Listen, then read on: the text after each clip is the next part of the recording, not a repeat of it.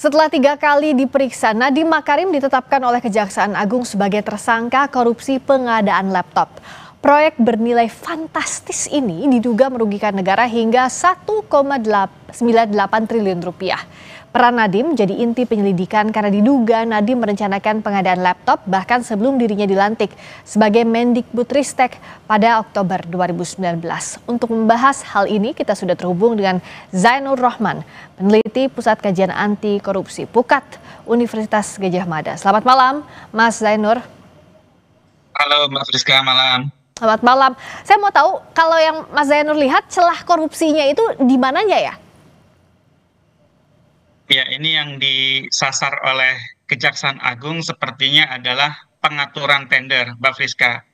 Jadi NAM ini diduga sudah bertemu terlebih dahulu dengan pihak Google, kemudian ada kesepakatan, kemudian NAM ini dituduh ya mengatur para bawahannya, antara lain di situ ada Dirjen PAUD, ada Kepala Badan Litbang, dan juga bawahan-bawahan lainnya untuk pengadaan telekomunikasi ini, TIK ini menggunakan produk tertentu, ya ini adalah produk Chromebook. Sehingga sepertinya pihak kejaksaan menggunakan perbuatan melawan hukum Nadiem ini bertentangan dengan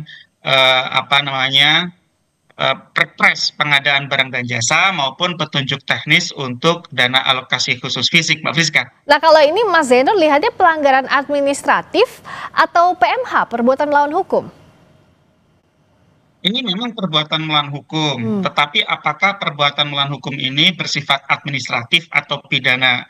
Kita lihat di dalam pasal 2 atau pasal 3 Undang-Undang Tipikor itu kan ada unsur-unsur yang lain. Ya. Apakah di sana menguntungkan diri sendiri atau orang lain? Apakah di sana juga ada penyalahgunaan kewenangan? Ataukah di sana juga menimbulkan kerugian keuangan negara? Tetapi di luar unsur-unsur itu menurut saya yang sangat penting untuk bisa dibuktikan nanti adalah adanya tujuan.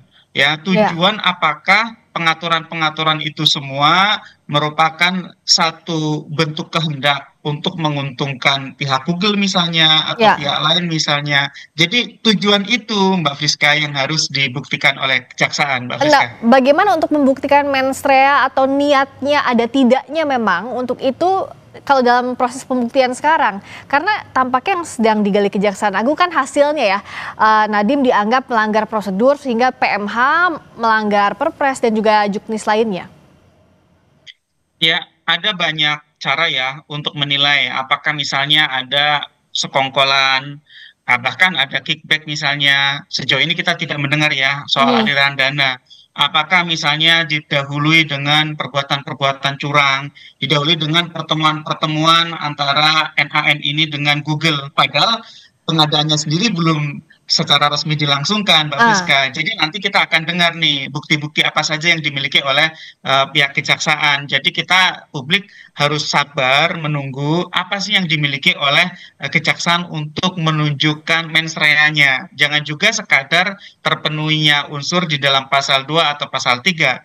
Saya menduga kalau sekadar memenuhi rumusan unsur di dalam pasal 2 misalnya, itu sepertinya terpenuhi, Mbak Friska. Karena ya ini perbuatan melawan hukumnya jelas ya. Ada prosedur pengadaan barang dan jasa yang dilanggar. Tentu Google diuntungkan, artinya menguntungkan orang lain ya. Tentu di situ juga bisa merugikan keuangan negara. Tetapi kan yang publik ingin ketahui di sini mens rea-nya apa? Apakah memang Nadiem ya NAM ini ya punya kehendak untuk memperkaya Google dengan jalan melawan hukum itu tadi, Mbak Friska? Nah, untuk menelusuri apakah bisa secara gamblang nantinya penyidik melihat apakah ada niatan untuk memperkaya Google ataukah tidak, sekadar misalnya karena jaringan yang dipunya Nadiem, kita tahu kan backgroundnya Nadiem sebelumnya, apakah itu bisa diusut atau karena kewenangannya sebagai menteri itu tidak bisa dibenarkan?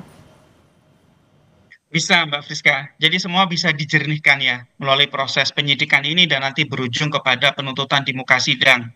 Nanti JPU akan bisa menjelaskan kepada majelis hakim, meyakinkan majelis hakim bahwa memang NAM ini misalnya apakah memang betul-betul punya bad intention gitu ya, punya tujuan yang tidak baik karena prosedur-prosedur itu dianggap tidak penting, yang penting adalah hasilnya gitu ya. Ya, Ataukah yang kedua ternyata ada konflik kepentingan. Kalau tadi Mbak ya. Friska sebut karena NAM ini habitat sebelumnya di bidang teh, apakah kemudian di sana ada misalnya konflik kepentingan, Mbak Friska? Konflik kepentingan misalnya karena jaringan pertemanan, jaringan kolega di dunia teknologi, informasi Hmm, gitu ya. Jadi ya. nanti akan bisa dibuktikan. Tapi kalau kita lihat gitu ya, selama memang jaksa bisa membuktikan adanya niat jahat tersebut, ya kita sangat yakin bahwa itu tidak pidana korupsi. Tapi kalau bukan, kalau tidak, ya tidak bisa membuktikan adanya mens rea itu, ya kita lihat di sini kemungkinannya adalah bentuk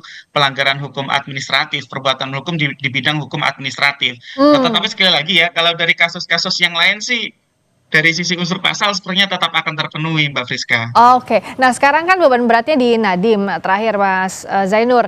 Nah, bagaimana untuk Nadiem membuktikan sebaliknya? Karena kan Nadiem bilang bahwa ini kalau untuk dia integritas nomor satu, tapi kan pada praktiknya sudah terjerat kasus ini.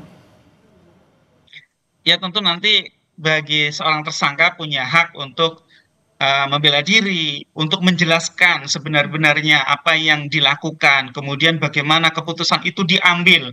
Apakah Ya. keputusan itu diambil sudah sesuai dengan prosedur, sudah melalui pertimbangan yang benar, tidak memiliki konflik kepentingan, tidak menguntungkan diri sendiri, tidak ada aliran dana. Ini memang murni untuk kepentingan pendidikan. Nah, itu yang bisa dilakukan oleh tersangka. Dan sebaliknya bagi JPU bisa membuktikan bahwa ini sudah dimulai dari adanya niat yang jahat dengan Hmm. apa? Dengan melakukan pertemuan-pertemuan bahkan sebelum ada tendernya, sebelum ada Ya. pengadaannya gitu ya. Nah, ini Mhm. belum ada pengadaan ya, tetapi kemudian Udah ketemu duluan sudah gitu ada ya. pertemuan-pertemuan gitu. Ya itu kan artinya sudah mengarah ya, Mbak. Dan arahan itu dilanjutkan dengan meminta kepada para bawahannya untuk menggunakan produk spesifik Chromebook, tidak memberi opsi untuk produk-produk yang lain. Bahkan Ya. ketika bertentangan dengan hasil kajian dari Litbang Kementerian Pendidikan itu sendiri, Mbak Friska. Dan ini bisa jadi warning juga untuk pejabat negara lainnya. Terima kasih Mas Zainur Rohman, peneliti Pusat Kajian Anti Sama-sama. Korupsi UGM. Terima kasih.